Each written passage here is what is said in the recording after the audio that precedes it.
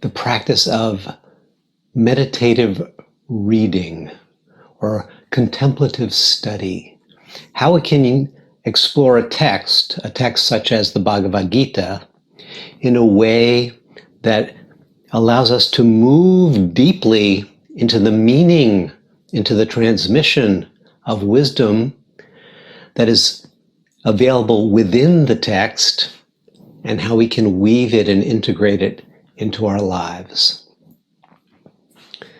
Now, all wisdom traditions, since the time of writing, and certainly since the time of printing, have prized their sacred texts as great repositories, great treasures, because within those texts, sages throughout time have sought to crystallize their meditative revelation into the form of words. These words are, in a sense, these words are like frozen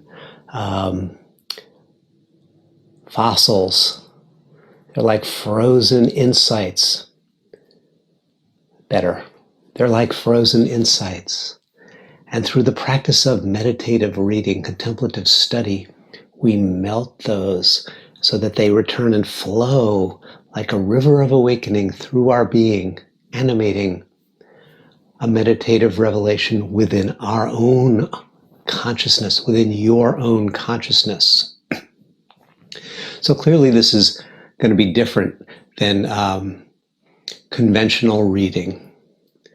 Conventional reading, I'm thinking of when I grew up, one of the religions in my family was the New York Times religion. In our extended family, New York Times newspapers would pile up in the living rooms of our home, of my uncle's, of my aunt's home, these sacred texts of the New York Times. And I know my aunt would say, I'm falling behind, because she wasn't able to keep up with her times consumption.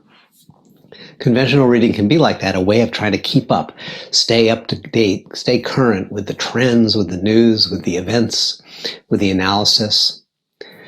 And the Times also provided this way of reading, which is also very popular, like in the summertime, my beach book, there would be the reading for entertainment, to distract our mind, in a sense, to take our mind away from its everyday cares and to go on a beautiful storytelling journey into another time, into another place, into other characters. And of course, the form of reading in academic study or in our schooling, where we are reading to gather knowledge and to refine or to deepen our expertise. So there's keeping up to date, there's entertainment, there's improving our knowledge base and our expertise. All of these are beautiful motivations, and all are different from the practice of sacred reading, spiritual study, contemplative reading and meditative reading that allows us to convert the frozen word into a river of transmission that will nourish us and will awaken within us the dormant seeds of wisdom that are there. Now, before printing, but certainly even while during the era of writing, the process of studying the text was done through listening, whether it was in the forest ashrams, where the Upanishadic literature was transcribed from the spoken word of the gurus in these holy ashrams, whether it was the Pali Canon of the Buddhist tradition, which all begin, "Thus have I heard, once the Buddha was." And so these were, you could say, journalistic transcriptions of the words of the Buddha, the historical Buddha. And of course, in the West, the scriptures, the gospel, was proclaimed and read out from the pulpit because most of the people couldn't read. So the receiving of the word, the receiving of the Dharma, The receiving of the transmission was done through listening. And sacred reading is a form of listening. It's a form of listening that is attempting to use the text as an entree into a deeper attunement, into a listening to the silent wisdom that is seeking to awaken within you. And there are basically 5 stages to this meditative reading process, and I'd like to outline them briefly for you now. They all start with the letter R. The first is readiness, getting ready. That's relatively simple, relatively straightforward. It has to do with carving out a time and a place for you to encounter the text, for you to meet the text in a way that will allow you to be undistracted, uninterrupted, to carve out that 10-minute period, that 20-minute period, whatever it is for you, where you're going to be able to really meet the text wholeheartedly. And part of readiness is also to declare for yourself, to reconnect within yourself to your motivation for even engaging with the text, even being involved in the sacred study. What is the motivation that calls you, that draws you to this text, to this study? So that's readiness. You've prepared the environment, you have the time, and you know why you are doing it, your intention. And then the next stage is to read it or to receive it. Read and receive, read and receive. Whether you're listening to the audio version, to the audio guidance, to the audio interpretation, or whether you're reading the transcript, open your mind, open your being to the words. If you're listening, ride along on the current. The tone, the tempo, the timbre of the voice of the teacher will carry subtle levels of meaning, of humor, of insight, of experience. Open and to let your whole body resonate.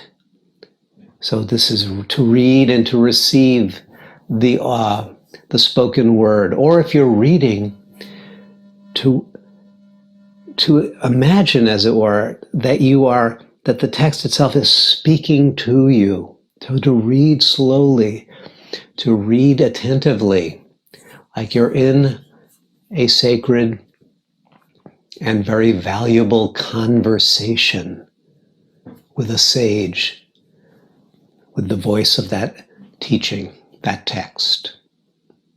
Because as you do this, as you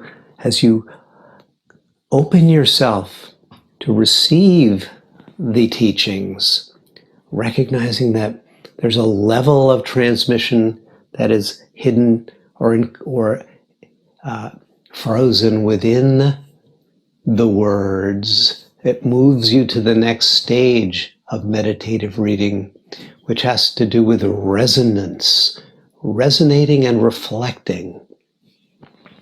You're turning your attention, in a sense, away from the literal, away from the words, and you're turning it towards that which has been awakened within you, a feeling state, a quality of awareness, a clarity of insight that through receiving the teachings now begin to resonate within you. The echo, in other words, of the teachings begin to vibrate within your own soul awareness.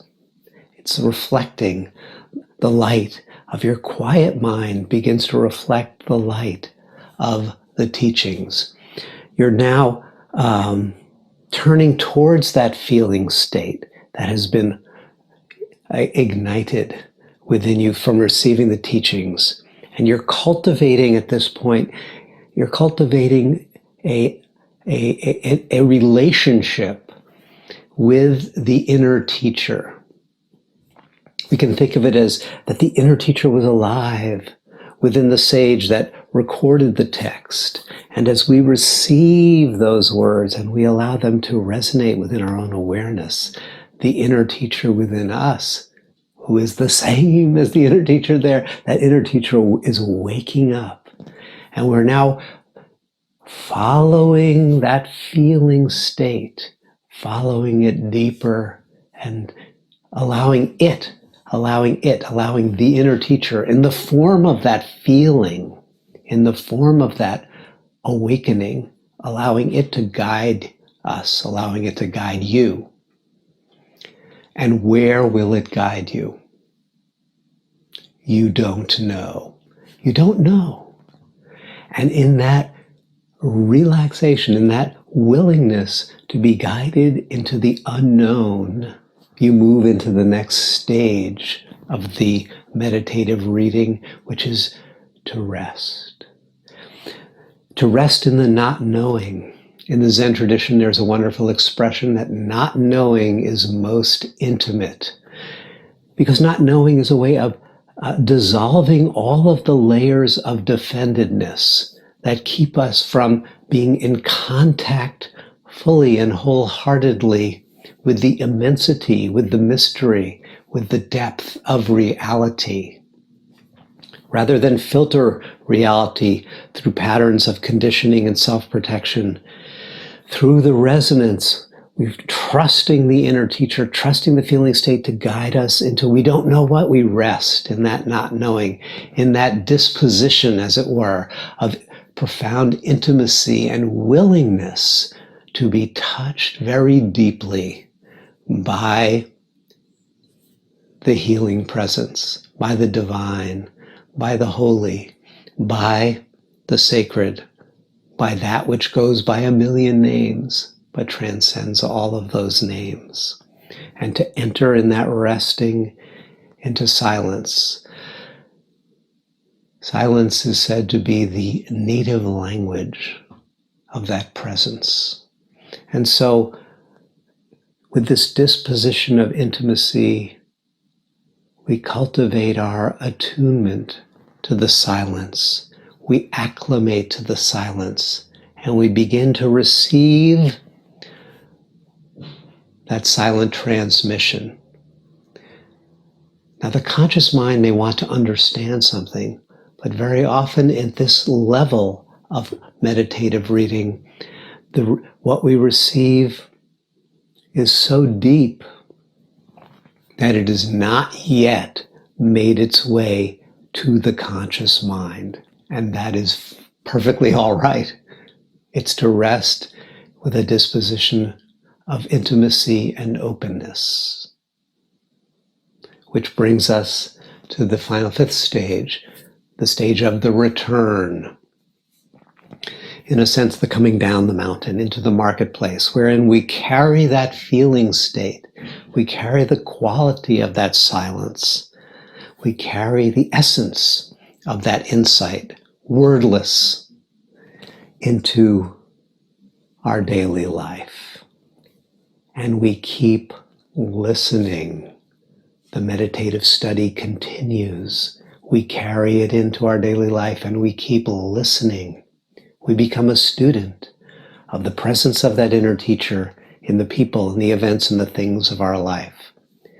And we begin to recognize how all that we meet is a ringing the bell of remembrance. Come back to that feeling.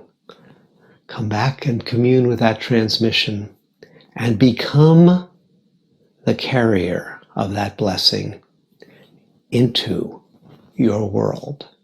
So these are the 5 stages of meditative reading.